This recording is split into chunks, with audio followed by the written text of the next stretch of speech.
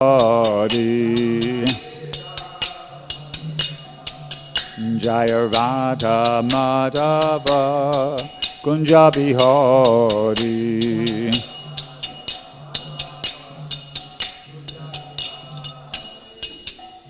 Jaya Vishnupad Paramahansa Paravatikacharya Sri Srimad Divine Grace Sri Bhaktivedanta Swami Srila Prabhupada Ki Jai ISKCON BBD Founder Charya Srila Prabhupada Ki Jai Jayam Vishnupad, Paramahansa Paravatikacharya Stotras of the Sri Srimad Divine Grace, Bhakti Siddhanta Saraswati Goswami Maharaj Ki Jai, Ananta Gauri Vaishnavrinda Ki Jai, Namacharya Shlahadadas Thakur Ki Jai, Prem Se Kaho Shri Krishna Chaitanya Prabhu Nityananda Shri Advaita Gadadhar Shri Vasudeva Gaura Bhakta Vrinda Ki Jai, Shri Shri Radha Krishna Gogopinath Shamakunda Radha Kunda Giri Gopadan Ki Jai, Vrindavan Dham Ki Jai, Navadip Mayapur Dham Ki Jai, Ganga Jamuna Mai Ki Jai, Tulasi Devi Maharani Ki Jai, Samaveda Bhakta Vrinda Ki Jai. All glories to the assembled devotees.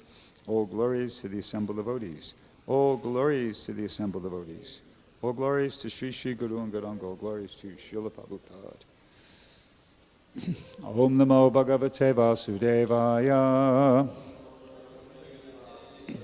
Om Namo Bhagavate Vasudevaya. Om Namo Bhagavate Vasudevaya. So we're reading from Srimad Bhagavatam, 3rd Canto, Chapter 27, texts 28 and 29. Mad-bhaktaḥ pratibuddhārtho. Mad-bhaktaḥ pratibuddhārtho. mat-prasādena bhūyasā. mat-prasādena bhūyasā. niḥśreyasam sva-saṁsthānam. niḥśreyasam sva-saṁsthānam. kaivalya-ākhyam mad-āśrayam. kaivalya-ākhyam mad-āśrayam. prāpnotīhāñjasā dhīraḥ. prāpnotīhāñjasā dhīraḥ. sva-dṛśā chinna-saṁśayaḥ. sva-dṛśā chinna-saṁśayaḥ. gatvā nivarteta. gatvā nivarteta. Yogī liṅgād vinirgame. Yogī liṅgād vinirgame. mad-bhaktaḥ pratibuddha-artho. mat-prasādena bhūyasā. niḥśreyasam sva-saṁsthānam. kaivalyā-ākhyam mad-āśrayam. prāpnotīhāñjasā dhīraḥ. sva-dṛśā chinna-saṁśayaḥ. gatvā nivarteta. Yogī liṅgād vinirgame. Others.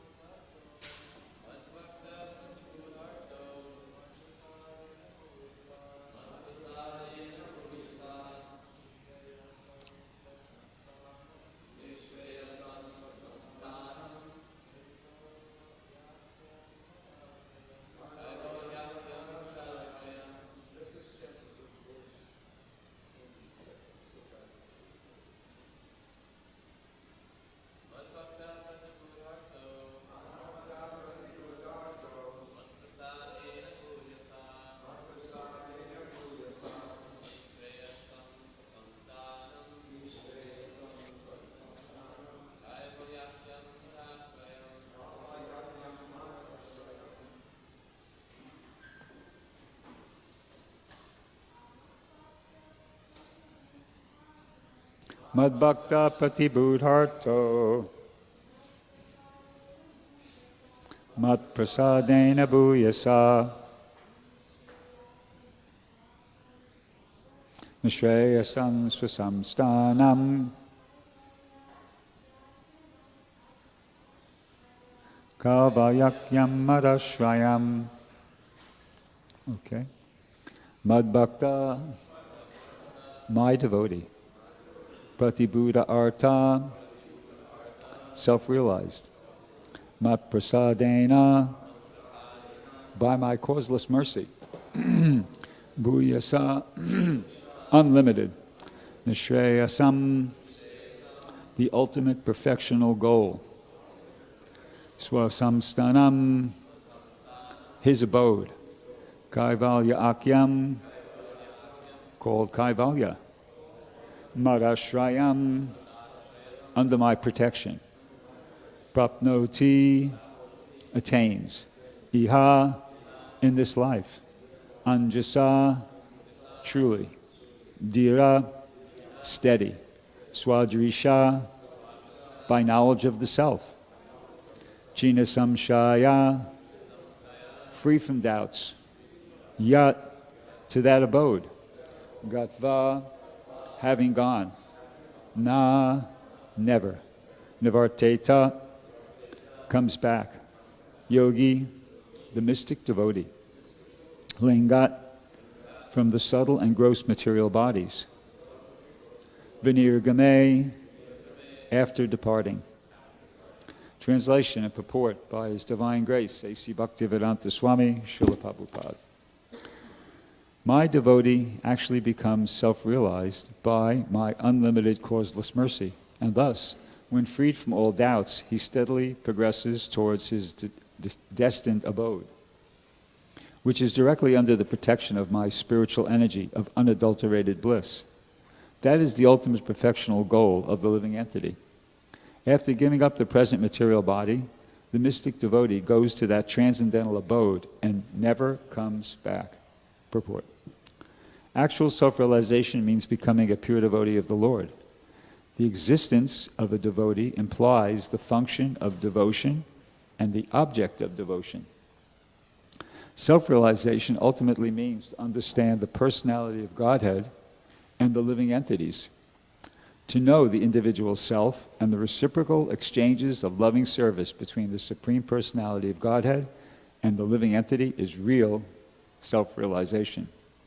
This cannot be attained by the impersonalists or other transcendentalists. They cannot understand the science of devotional service. Devotional service is revealed to the pure devotee by the unlimited causeless mercy of the Lord.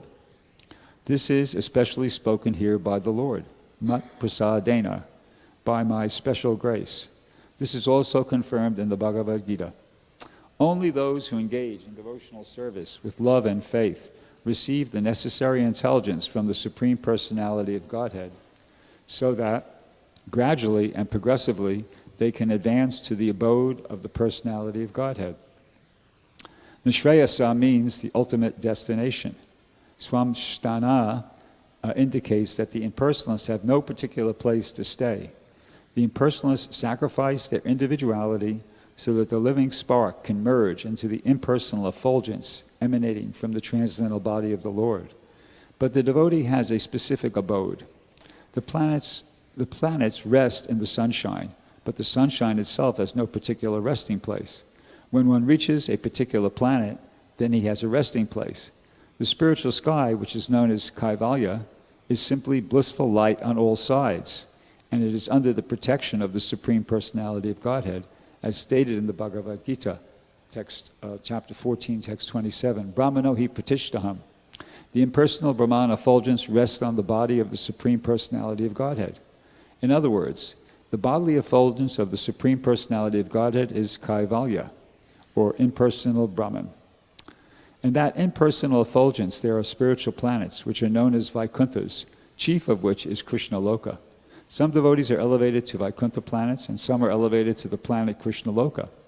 According to the desire of the particular devotee, he is offered a particular abode, which is known as sva-saṁsthānam, his desired destination. By the grace of the Lord, the self-realized devotee engaged in devotional service understands his destination, even while in the material body. He therefore performs his devotional activities steadily, without doubting. And after quitting his material body, he at once reaches the destination for which he has prepared himself. After reaching that abode, he never comes back to this material world. The words liṅgād, vinirgame, which are used here, mean after being freed from the two kinds of material bodies, subtle and gross. The subtle body is made of mind, intelligence, false ego, and contaminated consciousness. And the gross body is made of 5 elements: earth, water, fire, air, ether. When one is transferred to the spiritual world, he gives up both the subtle and gross bodies of this material world. He enters the spiritual sky in his pure spiritual body and is stationed in one of the spiritual planets. Although the impersonalists also reach that spiritual sky after giving up the subtle and gross material bodies, they are not placed in the spiritual planets. As they desire, they are allowed to merge into the spiritual effulgence emanating from the transcendental body of the Lord. The word sva-saṁsthānam is also very significant. As a living entity prepares himself, so he attains his abode. The impersonal Brahman effulgence is offered to the impersonalists, but those who want to associate with the Supreme Personality of Godhead in his transcendental form as Narayan in the Vaikunthas, or with Krishna in Krishna-loka, go to those abodes, wherefrom they never return. Om Ganata Mirandasya Janam Jana Shalakaya Chakshur Unmilitamena Tasmai Shri Gurave Namaha Shri Chaitanya Mano Bishtam Stapitam Yena Bhutale Swayam Rupa Galamayam Dadati Swapadantikam. So, Lord Kapila is saying here in his statement that after giving up the present material body, the mystic devotees go to that transcendental abode and they never come back. And Prabhupada says in the last line of his purport, same thing, he kind of reiterates that point. He says, those who want to associate with the Supreme Personality of Godhead in his transcendental form of Narayan and Vaikuntha, or with Krishna in Krishna-loka, go to those abodes, wherefrom they never return. So, people should be interested in this. People should be really interested in this. This is like a big thing that's being offered. An analogy that came to my mind was, imagine if in the news there was an article or a bunch of articles describing how the United States government is offering $1 billion to anybody who qualifies in such and such a way. You know, I mean, there's some qualification would be necessary. You have to undergo some training or some exams, but you know, they're going to give $1 billion to people who qualify. Okay, so you think people should be interested in that, right? I mean, if you weren't at least prepared to read the article, wouldn't you think there's something wrong here? $1 billion, that's a lot of money. All your financial problems are solved for the rest of your life if you get $1 billion. So people should be interested in that, okay? Well, the point is that this is more than $1 billion, you know?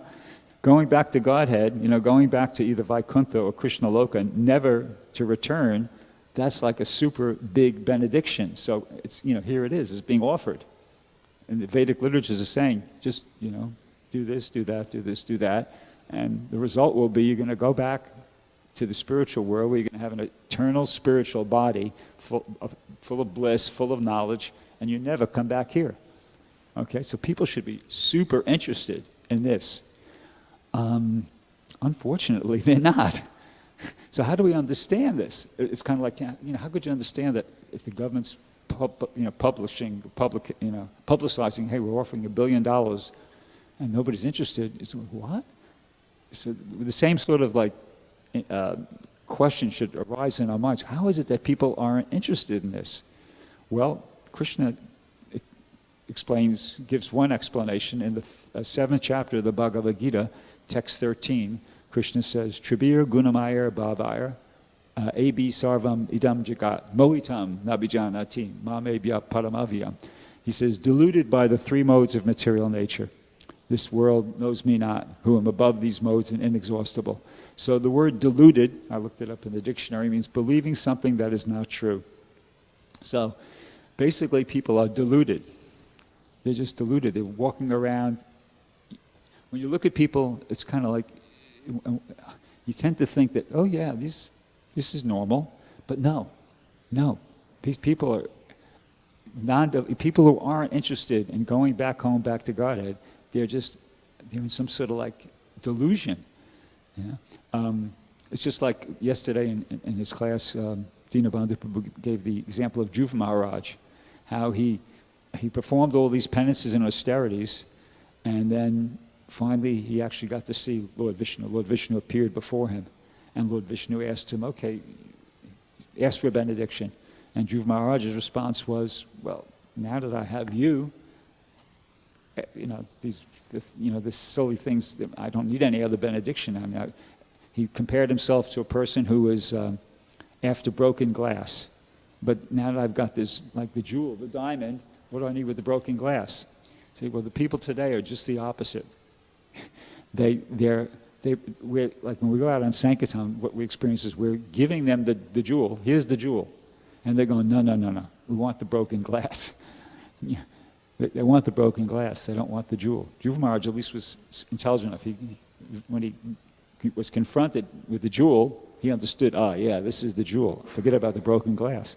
But people today know, unfortunately. In the first canto of the Bhagavatam, there's a verse, first chapter, text 10. Prayena alpa ayusa sabya kalin asmin yugejana.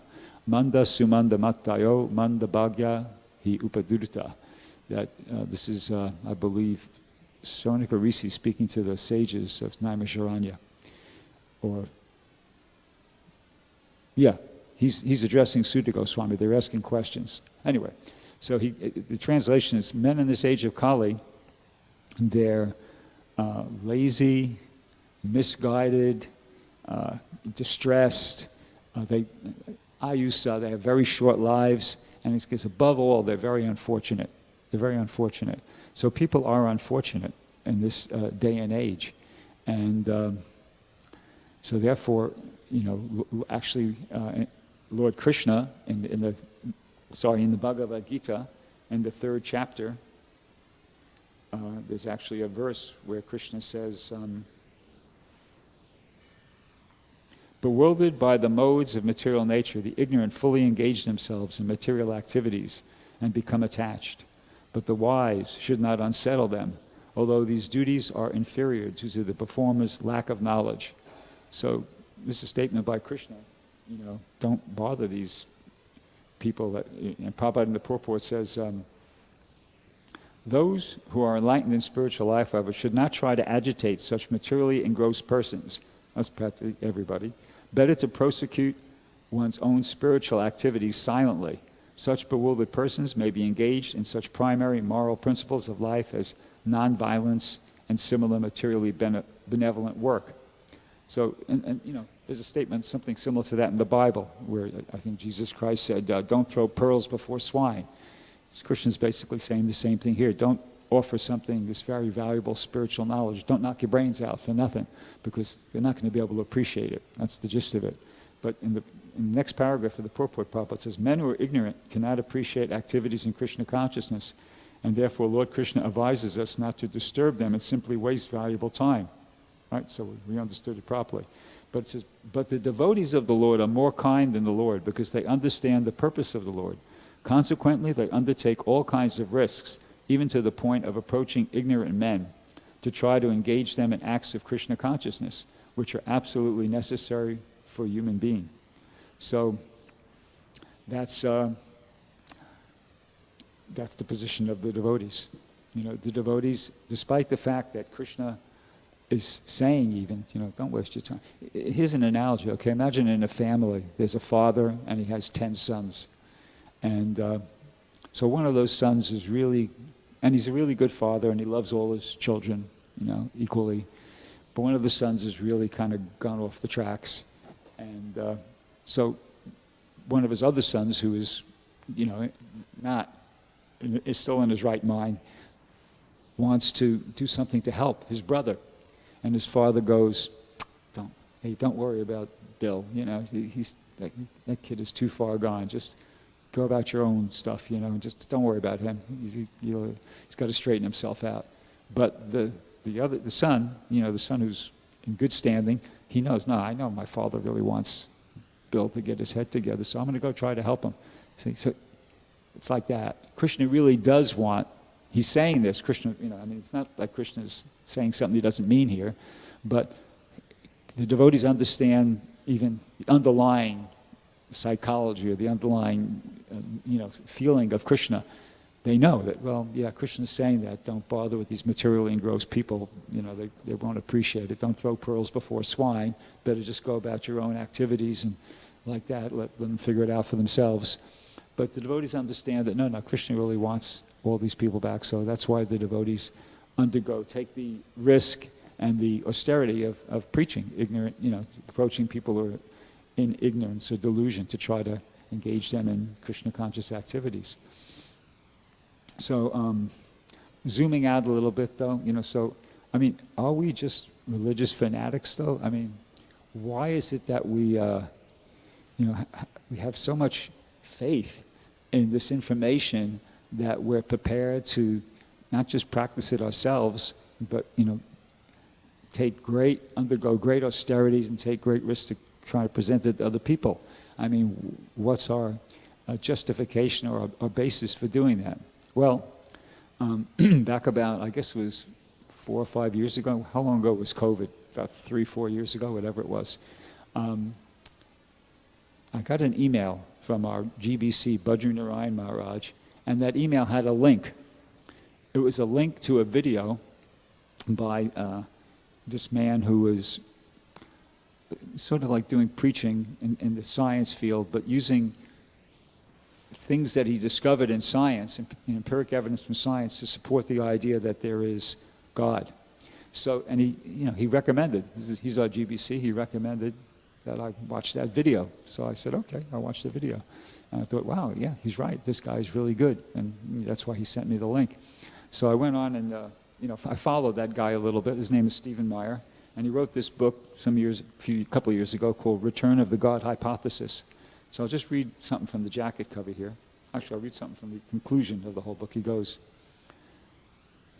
not only does theism solve a lot of philosophical problems, which he kind of explains, but I won't try to reproduce that, but empirical evidence from the natural world points powerfully to the reality of a great mind behind the universe.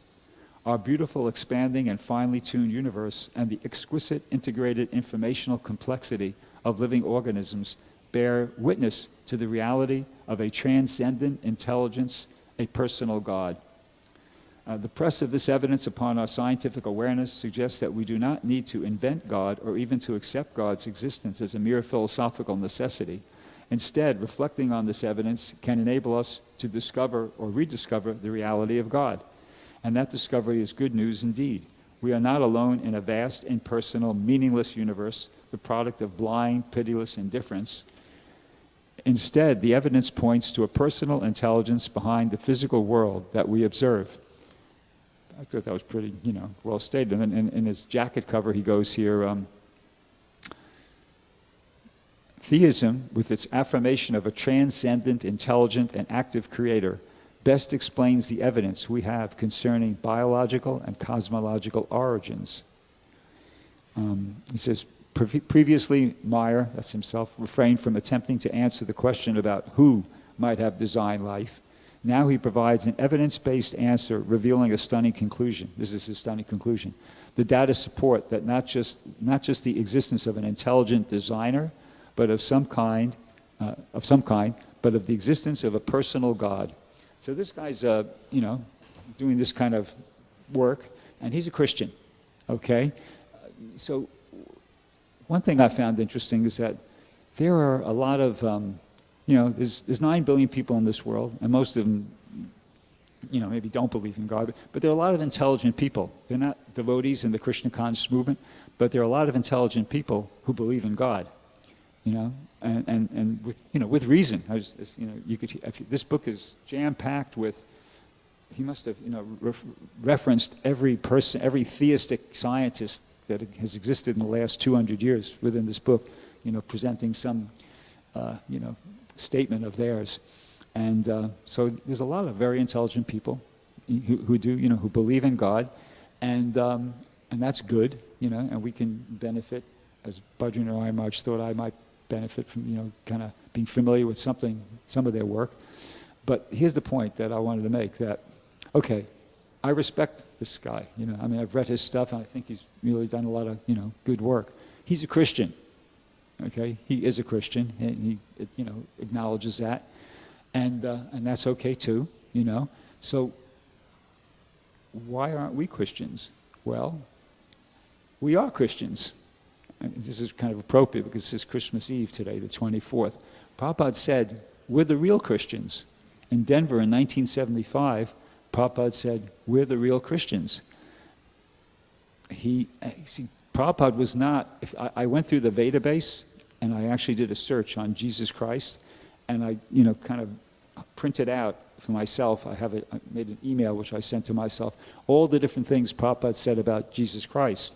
The general consensus of the overall understanding was Prabhupada was totally a fan of Jesus Christ. He felt Jesus Christ was a Shakti-Vaisha avatar. He quoted his spiritual master, Bhaktisiddhanta, saying Jesus Christ was a Shakti-Vaisha avatar. He was a pure devotee. He thought Jesus Christ was great, but he wasn't impressed by Christians. He wasn't impressed by Christians. And that's what he meant by, in 1975, so actually we're the real Christians. Particularly Prabhupada, he didn't get into a lot of detail when he talked about Christianity. Basically, he just kept it very straight, simple, and he always used to go, Jesus Christ said, thou shalt not kill. Why are the Christians killing? Now, somebody might say, well, and actually Prabhupada, this was pointed out to Prabhupada. Prabhupada, actually, that was not something Jesus Christ said. Jesus Christ, that was from the 10 Commandments, thou shalt not kill. That's not something Jesus Christ said. But Prabhupada didn't back off. He kept making that point. Now, so why? Why, even after being told that that was not something Jesus Christ said, why did Prabhupada continue to, in his arguments against Christianity, present that point? Well, I'm going to read something from a conversation that took place here in Los Angeles in 1973 on Venice Beach, which might give us some insight into why Prabhupada was stuck to his guns like that on that particular point. So Prabhupada goes, scriptures must be transcendental. Nonsense teach scripture and people become nonsense. So accept Vedic literature, all nonsense scripture. They are not scripture, manufactured. The Bible was manufactured by the saint, this saint, that, according to their imagination. It was not spoken by Lord Jesus Christ. What was spoken by Jesus Christ, that they ignore. Thou shalt not kill. So, it probably comes with that. They kill. Nobody is following Christian principle. Neither the Bible is perfect. But that, if we say, we shall be shot. And Prabhupada laughed there, just to, give it. So I found that, interesting, and a little background information on that. I might have mentioned this in a previous class, so if I did, forgive me, I won't belabor the point, but historical context. Recently I watched this movie. It's called Christspiracy. And it's very interesting. It kind of threw some interesting light on this whole thing, and it's really supported what Prabhupada's position here. And the way it goes is this, is that according to the Bible, the Old Testament, God did give the Jewish people the permission or the right to sacrifice animals. The gist of it was like some sort of like a transactional type of thing. They sacrificed the animal, and as a result of doing that, they were atoning for a certain amount of sins or something like that. Initially, that's how it went. Then eventually, he actually gave them permission to eat those animals. Okay? But there was a lot of, it's in the book called Leviticus, there's rules and regulations exactly how that's supposed to happen.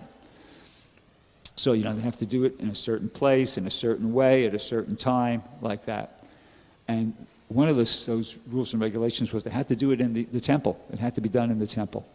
Okay, so the Jews had this temple, in Jerusalem, and that temple was destroyed by their enemies.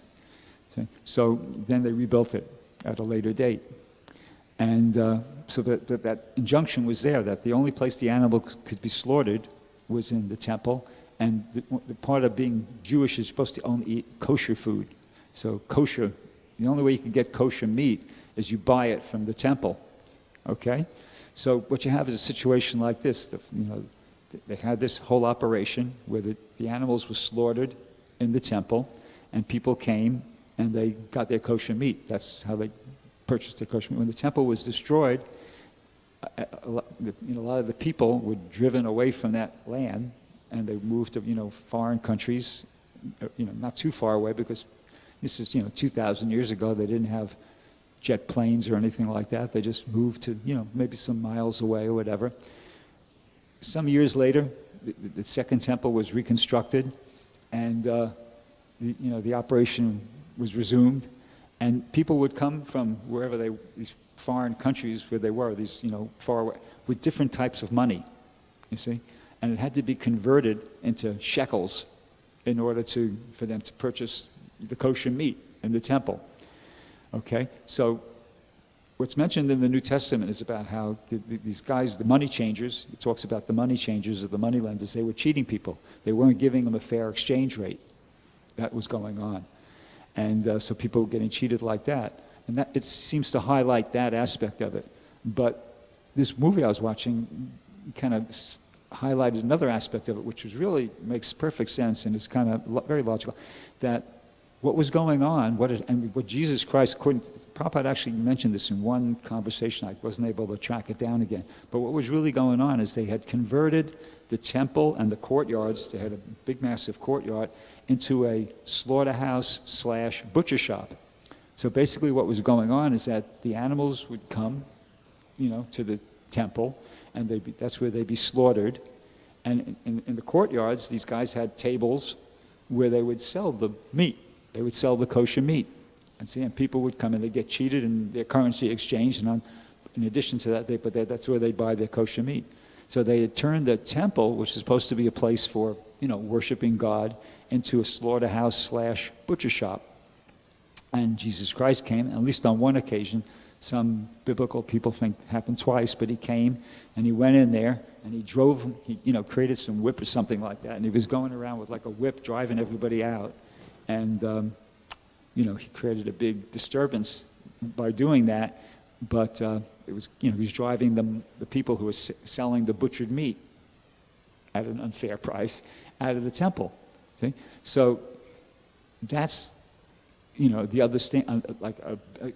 different understanding of the whole thing. So, Jesus Christ he was against, in general, corruption and hypocrisy, which he saw was flagrant in what was going on in the second Jewish temple. And part of that was he was against the slaughter of the innocent animals. You see? So Prabhupada, when he makes that point about Jesus Christ said, "Thou shalt not kill," it's kind of supported by that understanding. It's not something that maybe he directly said, but it was said. It's the fifth of the 10 Commandments, but it's his behavior, at least according to that understanding, that her historical perspective is supported. Prabhupada's statement is supported by that. So the point I'm really trying to get around to is we have the best, once you decide that, I think that the best understanding of, what's going on in this life is that God exists, then you have to look for, okay, what's the best God product? Who's offering the best product, out there? Like if you want to buy a car, you do some research, a consumer's report, and what's the best car? And then because you want to, invest your money intelligently. So in the same way, people have to, if you look around, if we examine what's the best God product out there, well, personally, I think we have it. Krishna consciousness is the best God product. I mean, we have as Prabhupada did, we have great respect for Christianity in the sense that Jesus Christ was a pure devotee, a Shaktavesh avatar, but the Christians got it wrong. They got it wrong. And as I, kind of mentioned in the previous class, when I was videoed or interviewed by that Christian evangelist about a year or two ago on that college campus, and he asked, I can't remember, but I remember saying to him, I said, come on, if Jesus Christ came back today and you took him to a slaughterhouse and showed him what was going on there, can you honestly tell me that you think he'd be, completely okay with that? That he would just kind of go, yeah, this is okay, what's the problem here? No. It's kind of like, no way. There's absolutely no way that somebody who is presented as the Prince of Peace, there's pictures of him holding a little lamb, like that he'd be okay with the cruel, inhumane slaughter of innocent animals by the billions, because that's what it is worldwide, by the billions, just so people could satisfy the lust of their tongue. No way, you see? So in other words, they're off as far as that goes. It's kind of, once again, it's nice. I respect this man. He did a lot of work, to kind of support the idea that the best God hypothesis is the best hypothesis, best way to explain everything. Okay, but Christianity leaves stuff to be desired. It leaves that to be desired. Also, they don't understand about reincarnation. So there's evidence for reincarnation. Aside from the fact that Krishna says it in the Bhagavad Gita, which is, of course, the most important thing, there's empiric evidence. There's empiric evidence out there that supports reincarnation. There's cases, and they've been carefully researched, and people who are, scientists, but in general are coming from a very skeptical sort of a background, they themselves acknowledge it. Yeah, well, this is the best explanation for these cases, that these people are remembering, these children are remembering a past life like that. So, there's evidence for reincarnation. Christians don't believe in reincarnation. It's just common sense, for me at least, that the unnecessary slaughter of, and inhumane slaughter of millions and billions of innocent animals is not something that Jesus Christ would be approve of, what to speak of, be pleased of. So forget about that. Why would I want to choose that religion? It's just because he's a Christian, just go through that. But so, as I said, we have the best product. Krishna consciousness makes sense in so many different levels, So the thing is this, though, that, okay, you might have the best product, but it doesn't end there. Just like the latest iPhone now is the Apple 16. They're coming out, or they either came out with the 16, they probably came out with it already because it's to get people for Christmas shopping, but that's the latest iPhone, the 16. So say somebody gets an Apple iPhone 16, and all they're using it for is just to make a phone call or get a phone call. That's okay, that's good, nothing wrong with that, but you're way underutilizing it. I remember I once had to go to an Apple store for something or other, and they had, like, in one side of the Apple store, they had like a tutorial. They had a guy there, and there was about 50 people there, and he was teaching them how to use the iPhone, all the different things it could do, all the different features and like that. And the people were super interested. They were into it. They wanted to know how to use their iPhone, how to get the most, how to realize the full potential of the iPhone. So the point is this, that, okay, we have the best product. We have the best God product, so to speak. It makes sense in so many different levels, so many different ways. And here we're, hearing today from Lord Kapila Dev, as we heard from Lord Krishna in the Bhagavad Gita, that if we follow this process, this properly, we go back to the transcendental abode, never to come back here. But we have to take full advantage of it. You have to really get into it to realize the full potential. If you just have an Apple iPhone 16, but you don't know, all you know how to do is make a phone call or take a phone call, okay, that's not bad, but you're far from realizing the full potential. Same thing with Krishna consciousness. That's the real point I want to make. It's not enough to be in the movement. It's good. It's good to be in the movement, but that's not the end. That's like a beginning. It's just to be a devotee. Okay, great. But then we really have to be like those people at the Apple iPhone tutorial and really get into it and really try to learn. Realize the full potential. Realize the full potential, and that means practicing. Practicing like anything. I was walking with somebody the other day, and you got to really practice something to get really good at it. And it's not, we take it for granted that, okay, I'm here, it's okay, that's good enough. Well, no, we have to become like really expert devotees.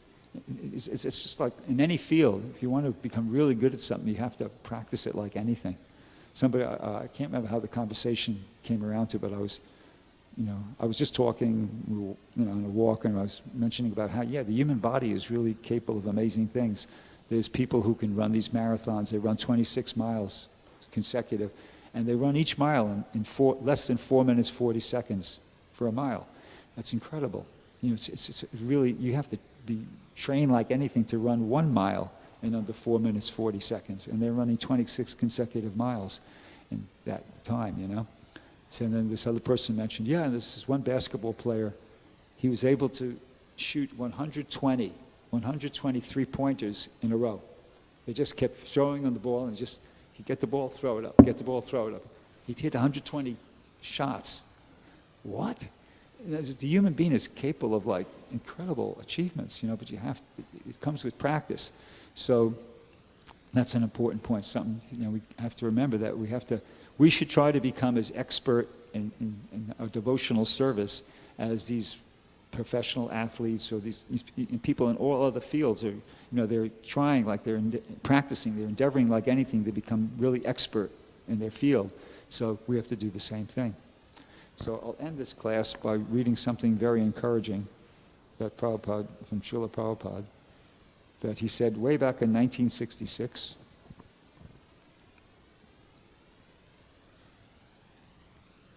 Okay, there we go.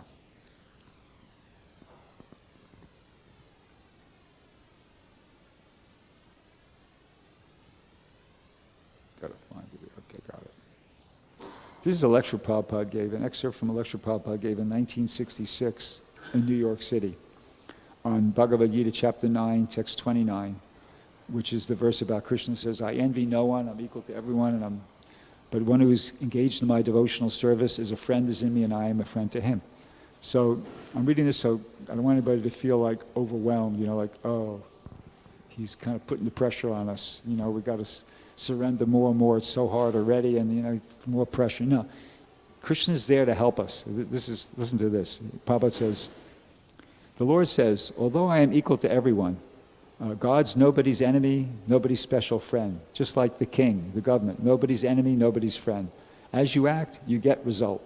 Similarly, for common man, there is no special favor from God.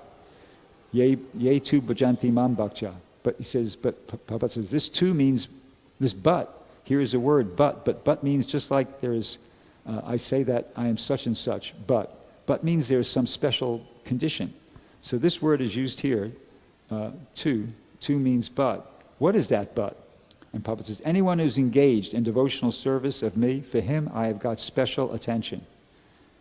As he is always constantly engaged in my service, similarly, I am also engaged in his service, the Lord says. Here one passage is quoted by a great commentator, Baladev Vijayabhusan, that Bhagavan Bhakta Bhaktiman.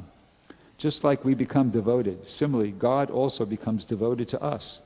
You don't think that devotion is one-sided. No. Just like love is never one-sided. Love is reciprocation. Similarly, although God is great, he becomes a devotee of the devotee.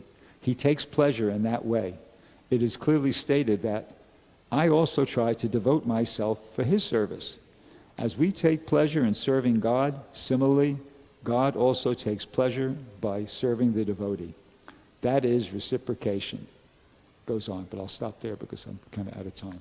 But thank you very much. Srimad Bhagavatam ki jai. Archita Prabhu,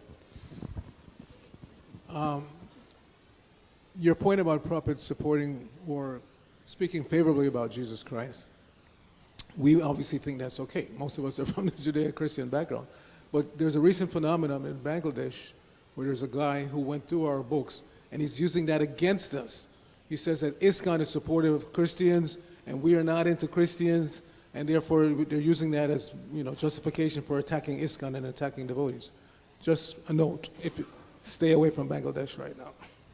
I missed that. I'm sorry. I blame it on the sound system, but can you repeat it? Your point that you made in your class, that Prabhupada seemed to be supportive of Jesus Christ, not necessarily of Christianity, but of Jesus Christ. So there's a guy, Muslim guy in Bangladesh right now, who went through our books, and he's promoting that or broadcasting that ISKCON supports Christians and Christianity, and they're using it as against us to attack ISKCON and attack devotees. It's a serious situation in Bangladesh right now. So it's not a place to go to, but we should understand that not everybody will find this as a favorable point. We think it's okay because most of us came from Judeo-Christian background. It justifies our taking to Christian consciousness that it's not against Christianity or not against Christ, but it's a higher level of realization. But some people are using those points against us. That ISKCON is supportive of Jesus Christ and Christianity, and therefore they think we're anti-Muslim, and therefore they use it as a rallying call for attacking. Okay, comment. Yeah, you mentioned about, you brought up about, Prabhupada says in the Bhagavad Gita how one should, it says in the Bhagavad Gita that one should not preach this message to those who are not austere, and that Prabhupada said that the devotee knows the purpose of the Lord, so he preaches. Of course, we accept that because Krishna says, try to learn the truth by approaching a spiritual master. But besides that, how are we to understand it? Because there are so many instructions one should interpret. So how would you explain that? Well, you got the purport.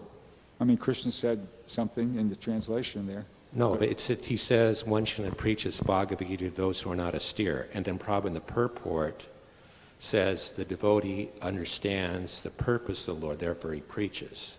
Yeah, we understand that because Krishna also mentions in the Bhagavad Gita, try to learn the truth by approaching a spiritual master. Yeah. So we accept Prabhupada. But how do we understand in terms of this is not an interpretation? Because we're also given instruction. Krishna says this, he means this. You see what I mean? Yeah, well, we accept that the speech of the pure devotee is managed by Krishna from within his heart. That's stated in a purport in the Madhya Lila of the Chaitanya Charitamrita. So, what we're hearing from our spiritual master, we take that as the correct understanding. If he, even Krishna says, here's an example of that. Krishna is saying here, the wise should not unsettle them, although, don't approach them, don't waste your time. But in the purport, Prabhupada's saying, actually, the real way to understand that is this, and we go with what Prabhupada tells us. We accept that, but I'm just saying that in terms of interpretation, how do you explain that? That we should interpret? Yeah, well, the pure devotee can interpret because he has the power of attorney. His intelligence is in sync with Krishna's intelligence, so Prabhupada could interpret. And we would take it as being, what he's telling us is exactly what Krishna would want us to hear. Other people should not interpret. If you're not a pure devotee, you shouldn't interpret because you're going to maybe misconstrue the whole thing. But I would take it, if Prabhupada says, that this is what Krishna really wants us to do, then I accept that because Prabhupada's a pure devotee and his intelligences and his speech are both managed by Krishna. A couple hands went up. Nakant Babu, want to say something? Thank you, Prabhu. Just to add to your answer, interpretation implies speculation, that there's different opinions. The pure devotee is giving the absolute knowledge. It's not a matter of interpretation. It's just the knowledge as it is, directly understood from the personality of Godhead. It's not his interpretation. He's simply giving directly what Krishna is saying. And you can accept that or not, but that is the position of the pure devotee. He's giving directly what Krishna is saying based on his understanding of the parampara, based on his expert understanding of the language. So it's not an interpretation. It's based on what Super Soul is telling him right from within his heart. His speech is managed by Krishna himself. Yeah, thank you. Archita? Absolute truth encompasses all other truths. So it's not that one is right and one is wrong. Krishna is the absolute truth. So he says later on, there's nobody dearer to me than those who preach this Bhagavad Gita to the devotees. And therefore the devotees go out and make devotees. You see? It's not that they're going out and preaching to the faithless, which we're not supposed to do. They go out in the society and they make people devotees, and then they teach them Bhagavad Gita, which is what Krishna wants. Krishna says, if you preach this Bhagavad Gita to the devotees, then you're very dear to me. So devotees, like Prabhupada, they go out in the world and they make devotees, and then they teach them Bhagavad Gita. You see? So it's not that they're going against Krishna's teachings. Krishna says, don't preach to the faithless. So you go out in the faithless, you make them into faithful, and then you give them the process. Yeah, if you meet somebody that's yeah, faithless, then you just, that's it. Once Yeah. you realize they're faithless, you leave them, let them go and go on to the next person. Yeah. Prema, and then we'll finish up. I just want to say that Chaitanya Mahaprabhu, God himself, in a role in devotee, he is showing by example, actually, he was giving mercy to everybody. So, you see, Okay. so we should follow. I have to Chaitanya apologize. I think it's partially maybe my hearing is going, and everybody's acknowledging the sound system is less than perfect, but I don't understand practically anything anybody says when I get, when they have the mic and they speak. I hear a voice, but I'm not able to kind of really, so I couldn't understand what you just said, but we're out of time, so I'll leave it at that. Thank you. Grantaraj Srimad Bhagavatam Ki Jai, Srila Prabhupada Ki Jai.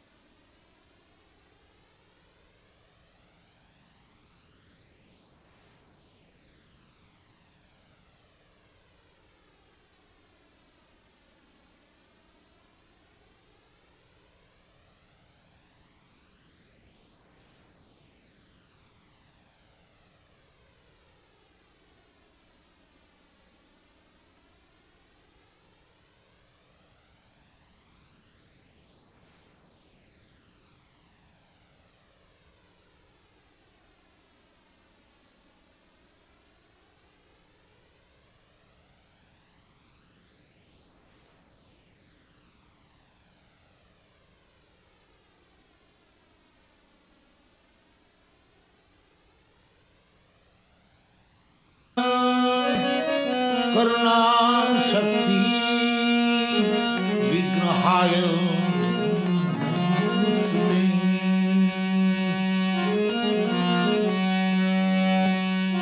नमस्ते गौरवाणी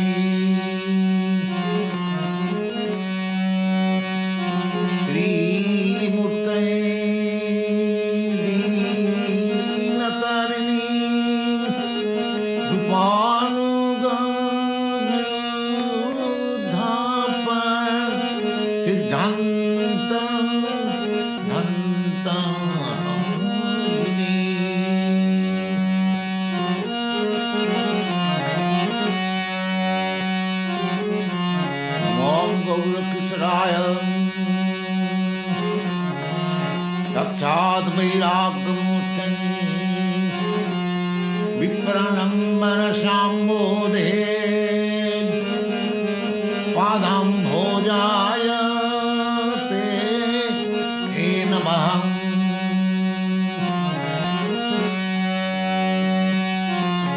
नमो भक्ति विनदाय सच्चिदानन्दनामिनी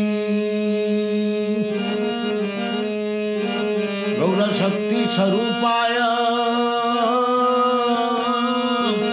रूपानुगमरायते।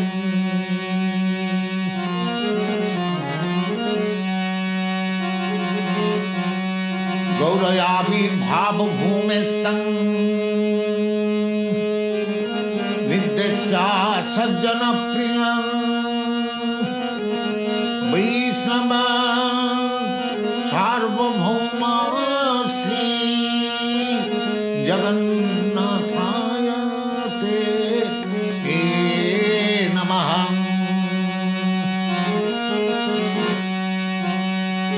वंशाकल्पतरुभ्यश्च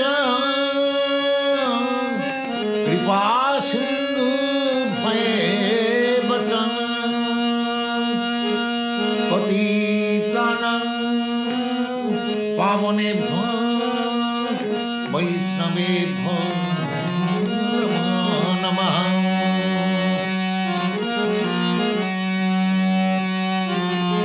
वंशाकल्पतरुभ्यश्च कृपा सिन्धुभ्येव च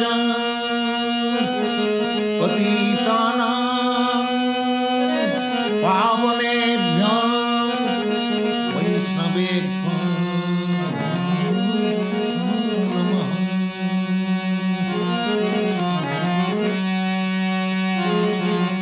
नमो महावदन्नाय कृष्ण प्रेम प्रदायते कृष्णाय Krishna Chaitanya nominee गौरतिसे नमः।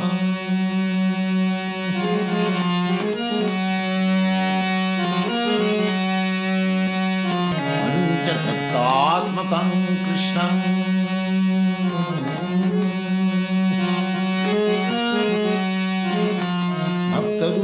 भक्तरूपस्वरूपकं भक्त्यावतारं भक्त्याख्यं नमामि भक्तशक्तिकम्।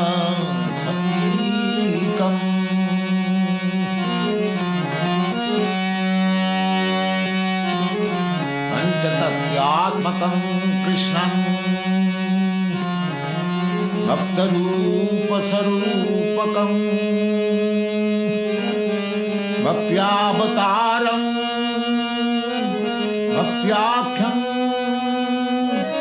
नमामि भक्तशक्तिकम्। हे कृष्ण करुणा सिंधु दीनबंधो जगत्पते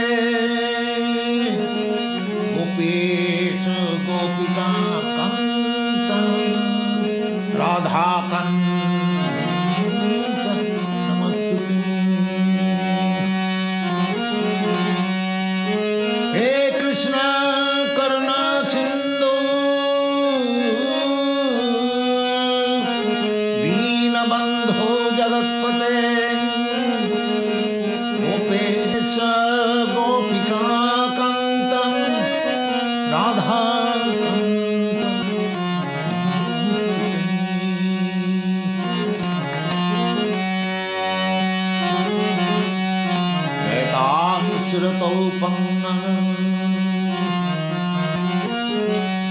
जयतां शिरतौ पङ्गं मम मन्दमतेर्गति मत्सर्वस्य पदाम्भोजौ राधावदनमोहनम्।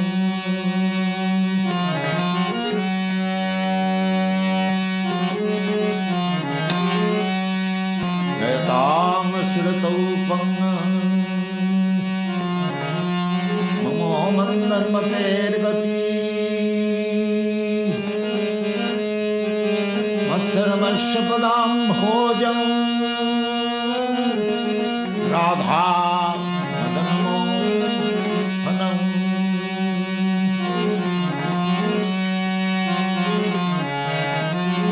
दिव्यवृन्द्यारण्यकल्पद्रुमाधं श्रीमद्रत्नगारसिंहासनस्थं श्रीराधा गोविन्ददेवं पृष्ठालीभिः सेवमानं स्मरामि।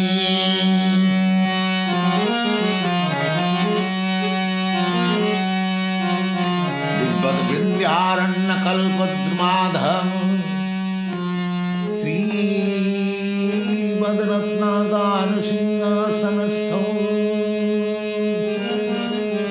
श्रीराधा श्रीलगोविन्ददेवं पृष्ठालीभिः सेवमानं स्मरामि।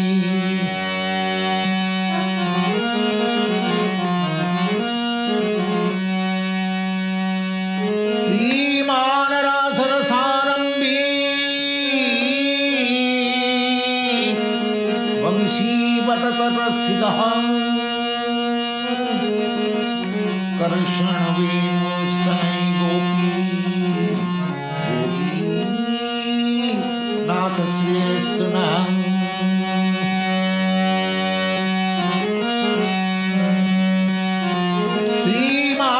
श्रीमानरासरसारम्भी वंशीवटतटस्थितः कर्षणवेणु शनै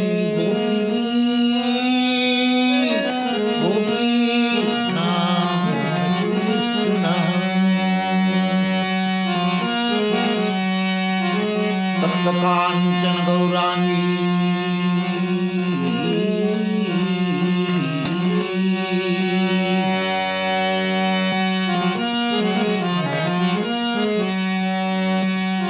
राधे वृन्दावनेश्वरी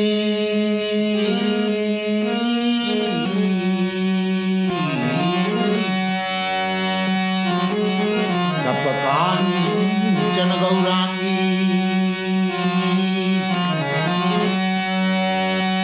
राधे वृन्दावनेश्वरी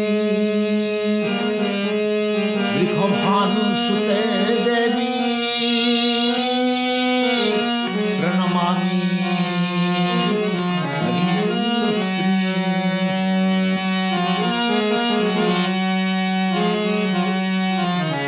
भज श्री कृष्ण चैतन्य प्रभु Nityanand Shri Advaita Gadadhar शिवासादि भक्तवृंद।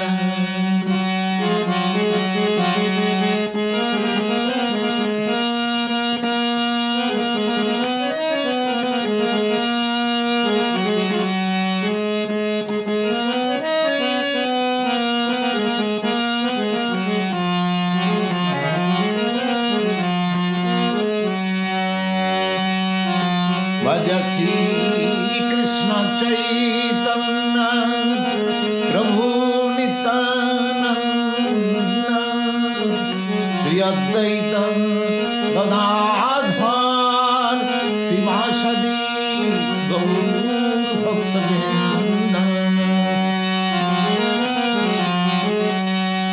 Bhajasi Krishna Chaitanya Prabhu Nityananda Shri Advaita Gadadhar Sivasadi Gaur Bhakta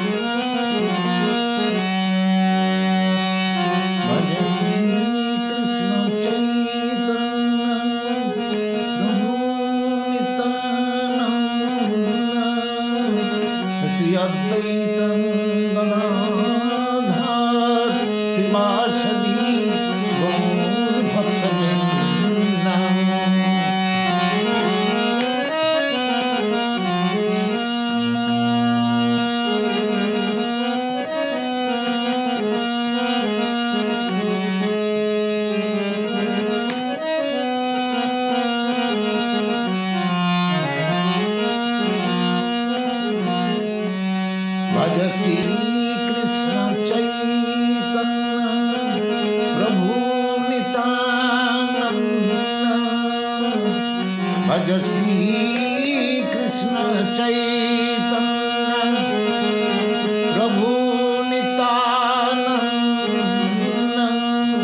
Shri Advaita Gadadhar Sivasadi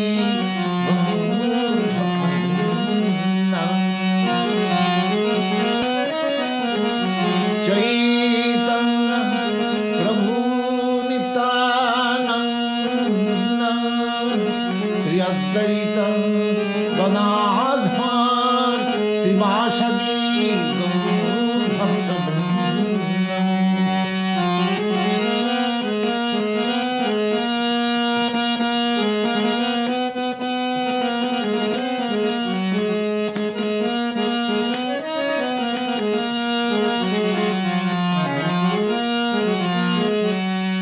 Bhajasi Krishna Chaitanya Bhaja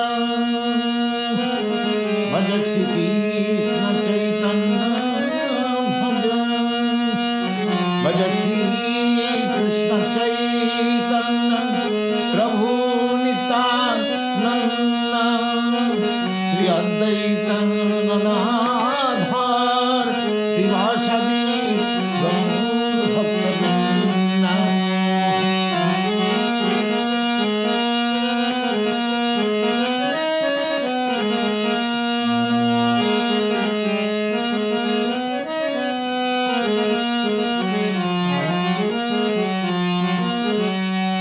Bhajasi Krishna Chaitanya Prabhu Nityananda Shri Advaita Gadadhar Sivasadi Gaur Bhakta Hare Krishna Hare Krishna Krishna Krishna Hare Hare Hare Krishna Hare Krishna Krishna Krishna Hare Hare Hare Rama Hare Rama Rama Rama Hare Hare Hare Krishna Hare Krishna Krishna Krishna Hare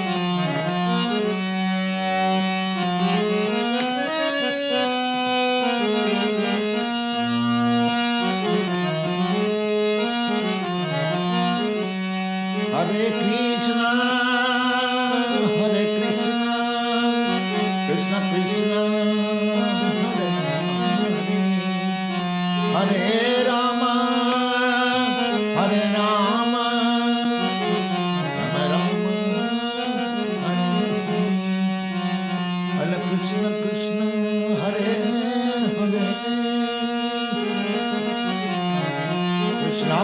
Hare Hare, Hare Krishna, Hare Krishna, Krishna Krishna, Hare Hare, Hare Krishna, Hare Krishna, Krishna Krishna, Hare Hare, Hare Krishna, Hare Krishna, Krishna Krishna, Hare Hare.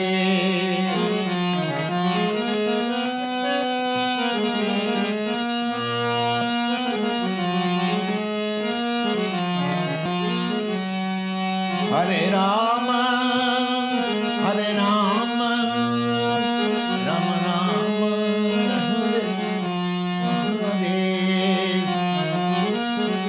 Hare Rama, Hare Rama, Rama Rama, Hare Hare. Hare Krishna, Hare Krishna, Krishna Krishna, Hare Krishna Krishna, Hare Hare, Krishna Krishna, Hare Hare, Hare Rama, Hare Rama, Rama Rama, Hare Hare,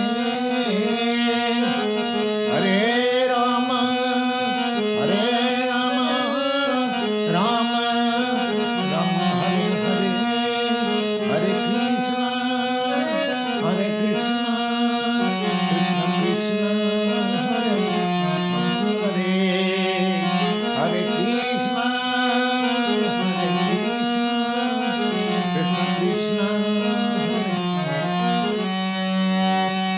Hare Rama, Hare Rama, Rama Rama, Hare Hare.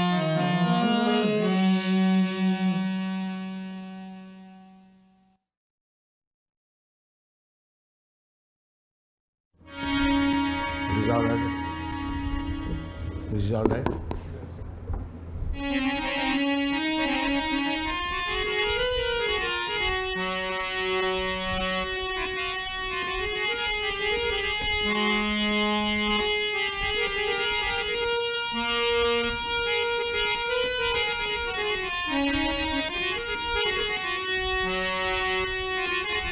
Jai Radhe, Jaya Krishna, Kesidhar Vamsi Bar Dada Sopanam, Jahan Jahan Leela Kaila Sridham Lanandam Srinanda Sada Jaya Srinanda Jasada Jaya Jaya Gopagan Sridhamadi Jaya Jaya Dhanu Bhakshagan Srinanda Srinanda Jasada Jaya Srinanda Oh Jasada Jaya Jaya Gopagan Sridhamadi Jaya Jaya Jaya Dhanu Bhakshagan Jaya Radhe Jaya Krishna Jaya Vrindavan Jaya Radhe Jaya Krishna Jaya Vrindavan Sri Govinda Gopinath Madana Maham Sri Govinda Shri Govinda Gopinath Shri Govinda Gopinath Madan Mohan Jai Radhe Jai Krishna Jai Vrindavan Jai Radhe Krishna Jaya Vishya Bhanu Jaya Ritika Sundari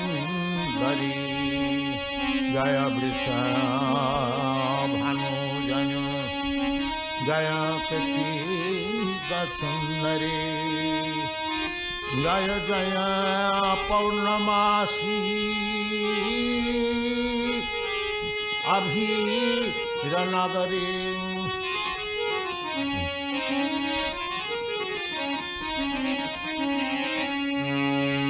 Jaya Vriksha Bhanu Jaya Jaya Vriksha Bhanu Jaya Kritika Sundari Jaya Jaya Paurnamasi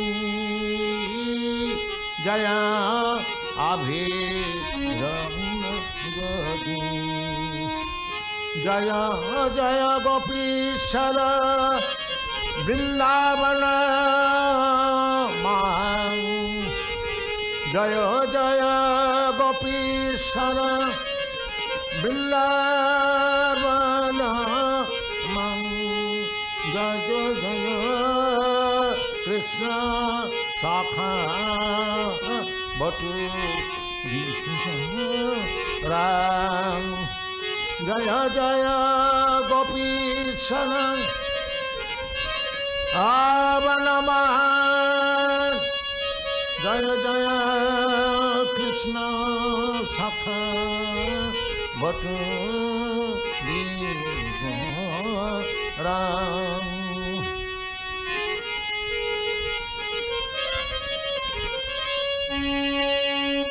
Jaya Jaya Gopishana Vrindavana Jaya Jaya Vijana Batu Ram Jaya Rama Bhata Jaya Rahini Nandan Jaya Rama Bhata Jaya Rahini Nandan Jaya Jaya Vrindavana Basi Jam Jaya Jaya Rama Ghat Jaya Rahini Nandan Jaya Jaya Vrindavana Basi Jam Jaya Radhe Jaya Krishna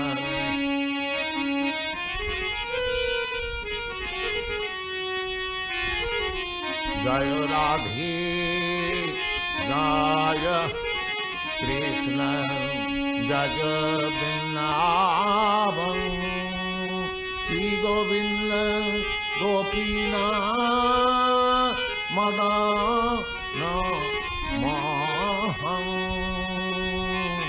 Jaya Radhe Jaya Krishna Jaya Bhrgupati Jaya Jaya Nagakanagam Bhakti te jahara paya Govinda charam Jaya Bhrgupati Jaya Nagakanagam Jaya Jaya Bhrgupati Nagakanagam Jaya Jaya Vidapatni Jaya Nagakannagan Bhakti Tejahara Palla Govindataram Sri-Ratha-mandala Jaya Jaya Radha-shyam Sri-Ratha-mandala Jaya Jaya Radha-shyam Jaya Jaya Rasa-lila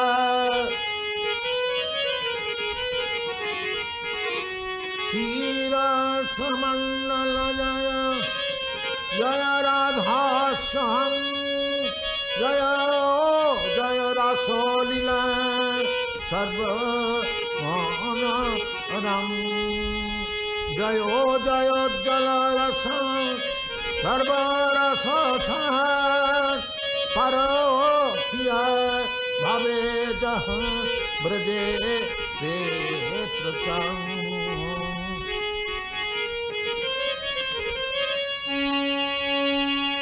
Jaya Jaya Jala-rasam sarva-rasa-sār Jaya parokya-bhavedah brade te-pratam Sri-Janabhi Padapamma Koriya Smaran Dini Krishna Daso Gaye Dini Krishna Daso Kahe Nama Sankirtan Jaya Radhe Jaya Krishna Jaya Vinirgame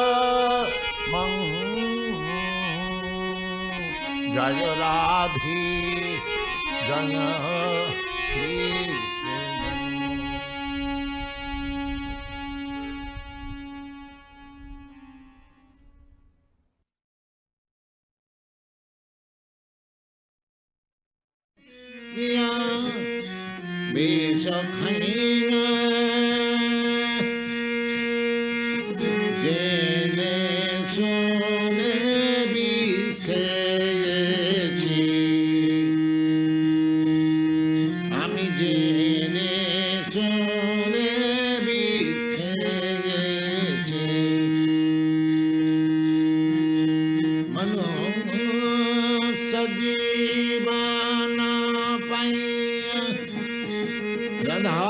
Krishna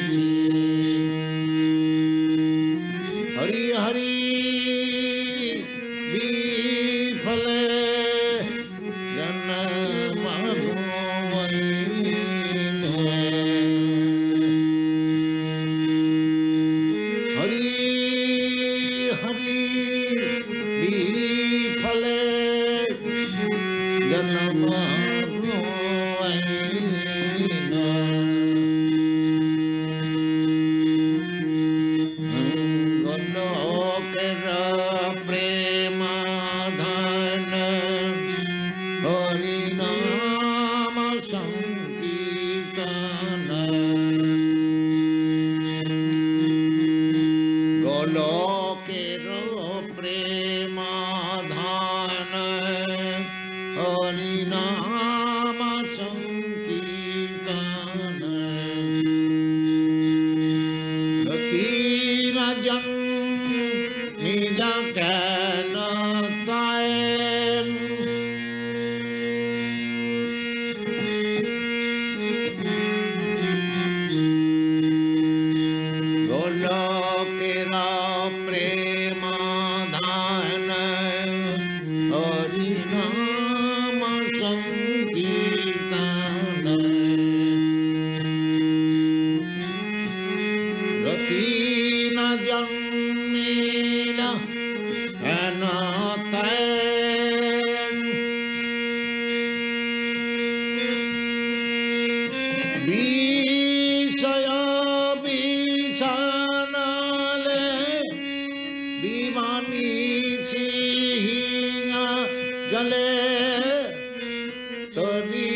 बरे न कहीं पाए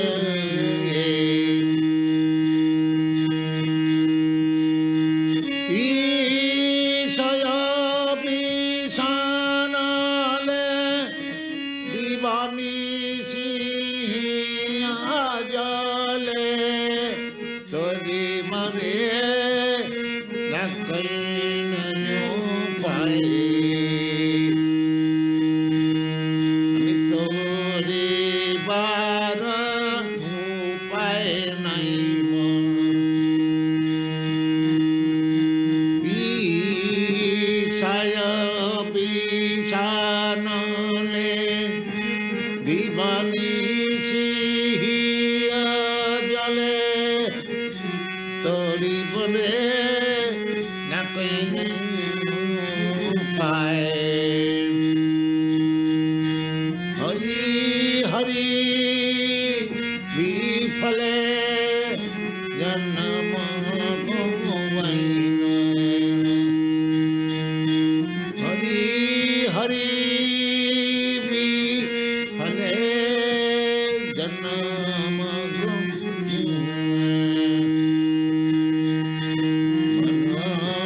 सजानाम पाइया राधा कृष्ण भोजिया मन सजानाम पाइया राधा कृष्ण भोजिया जानिया सुनिया विषो खाइना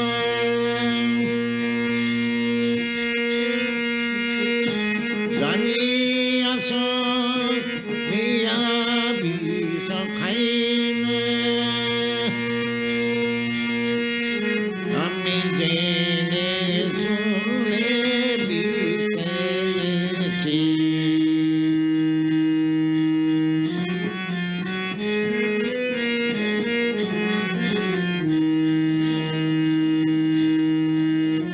হরি হরি বিফলে জন্ম গওয়াইনে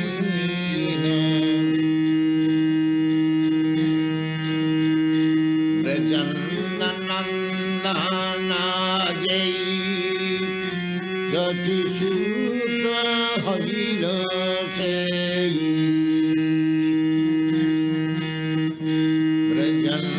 ব্রজনন্দনা জয় যতি সুত হইল সেই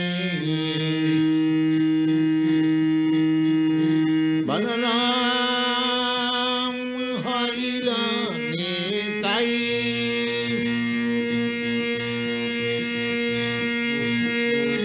বলরাম হইল নিতাই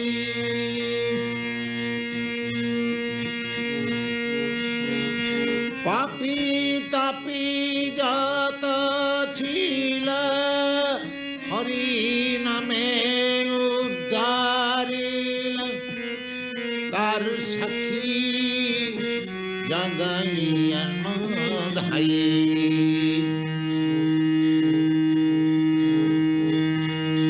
পাপি তাপি যত ছিল হরি নামে উদ্ধারিল তার সাক্ষী জগাইয়া ধাই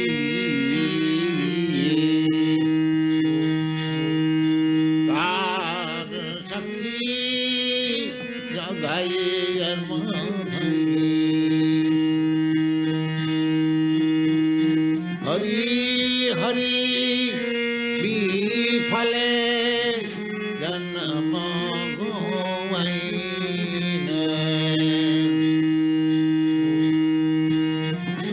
হরি হরি বিফলে জন্ম গওয়াইনে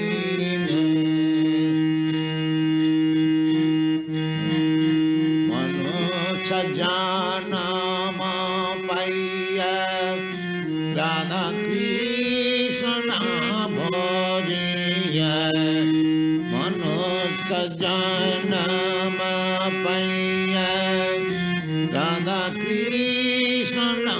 bhajīya janīyasa niya besakhaina ami janīyasa niya besakhaina ami jene sune bhikheyechi ami jene sune bhikheyechi hari hari bifale janam govaina aha prabhu nanda suta bhikhamana suta juta aha prabhu nanda suta bhikhamana suta juta karuna ka raha yehi baan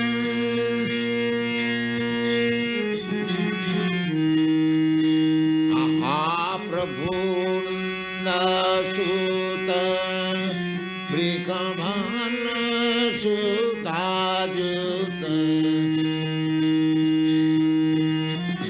karuna ka raha yehi baan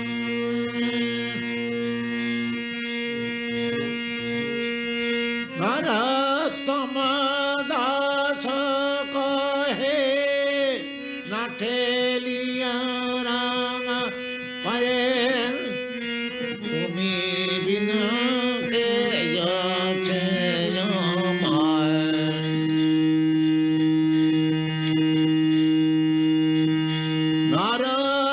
Bharatamadas kahe na theliya ranga paye tumi bina ke yachyamay hari hari bifale janam govaina hari hari bifale janam govaina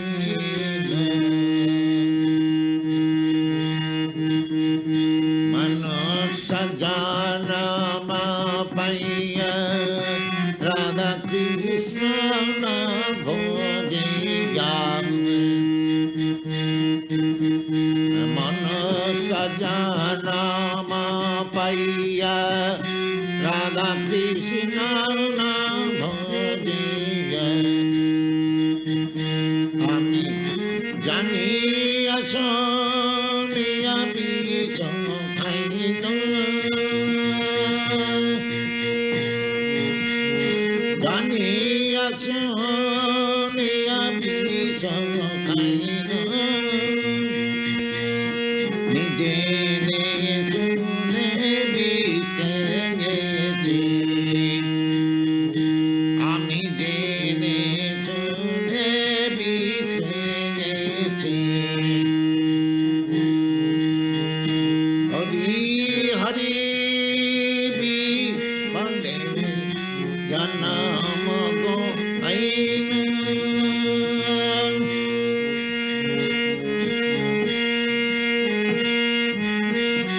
hari hari bifale janam govaina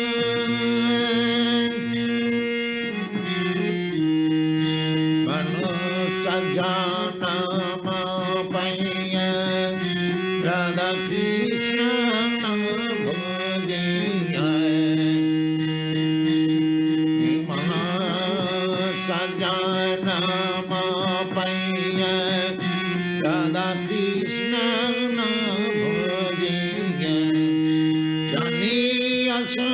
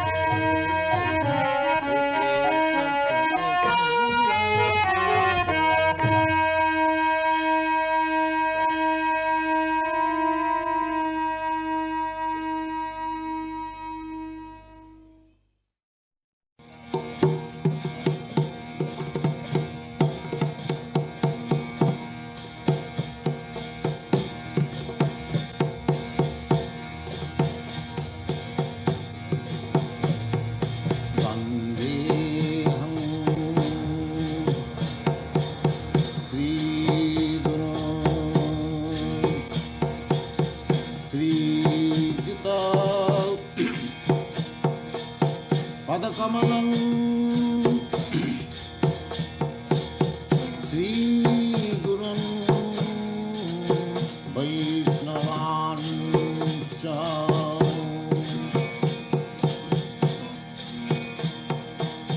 Sri Rupam Sagrajatam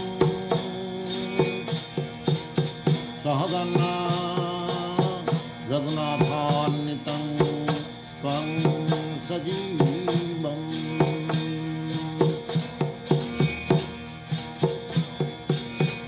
Sadvaitam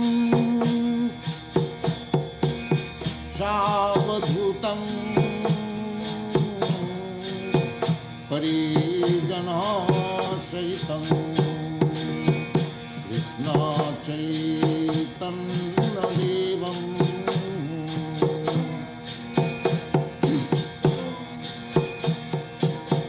Sri Radha Krishna Padam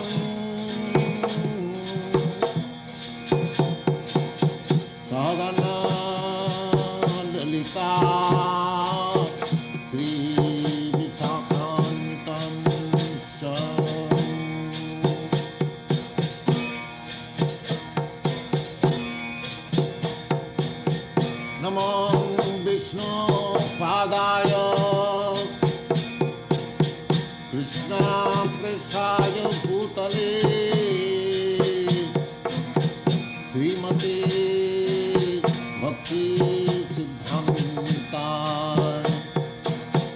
Saraswati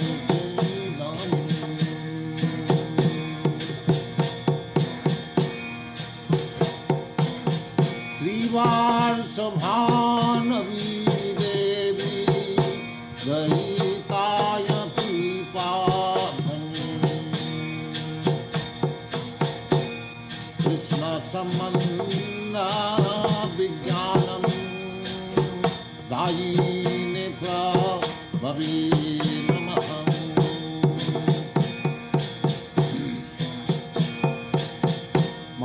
माधुर्योज्जना प्रमाख्या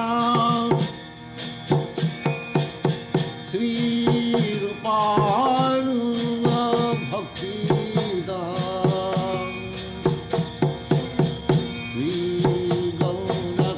श्रीगौरकर्णाटकी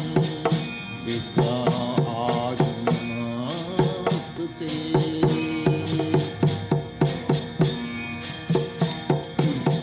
नमस्ते गौरवाणी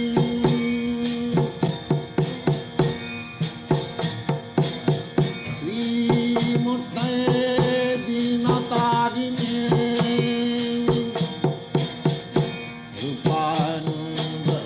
रूपानुगविरुद्धाप सिद्धान्त धन्त हारिणे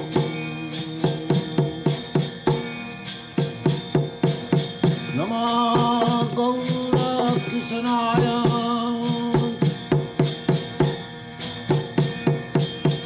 साक्षात् वैराग्यमूर्तये विठ्ठलं नरसाम्बोधे पादाम्भोजाय ते नमः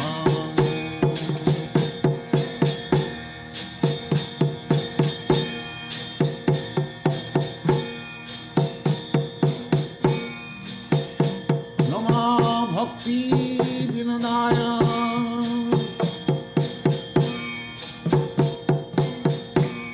सच्चिदानंद नामिने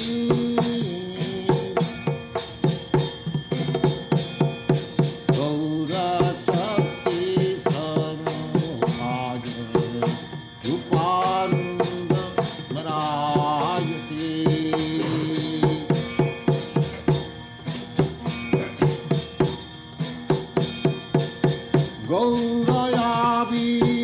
गौरयाविर्भावभूमिस्थं निद्रष्ट्या सज्जना प्रिया वैष्णवा सार्वभौमस्य जगन्नाथाय ते नमः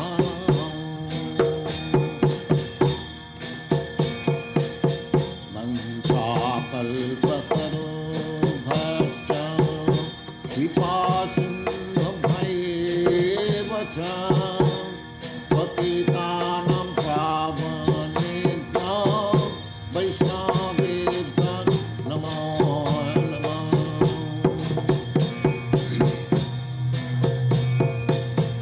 नमो महावदानाय कृष्ण प्रेम प्रदायते कृष्णाय कृष्ण चैतन्य नाम्नि गौरतिसे नमः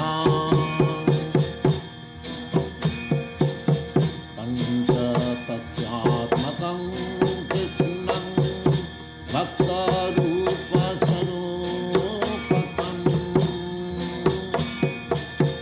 भक्त्यावतारं भक्त्याख्यं भक्तशक्तिरूपकम्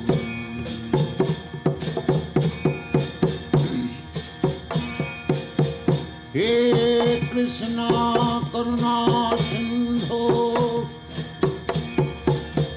दीनबंधु जगत्पते गोपीश गोपिकान्त राधाकान्त नमस्तुते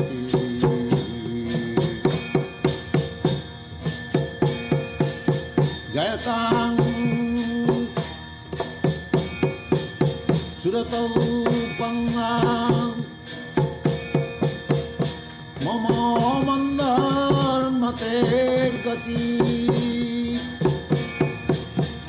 मत्सर्वस्य पदां भोजो राधा मदन मोहनो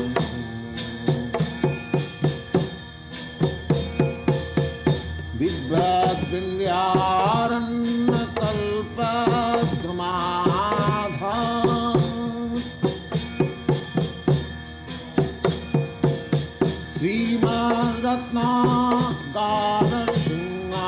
श्रीमद्रत्नागारसिंहासनस्थौ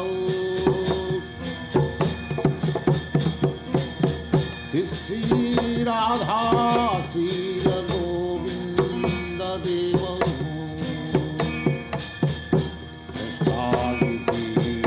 सेवमानो स्मरामि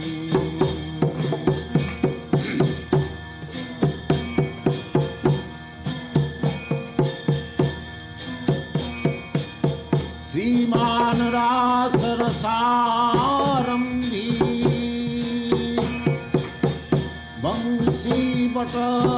बंशीवटतटस्थितः कर्षन् वेणु शनै गोपी गोपीनाथ श्रीयेशुनरम्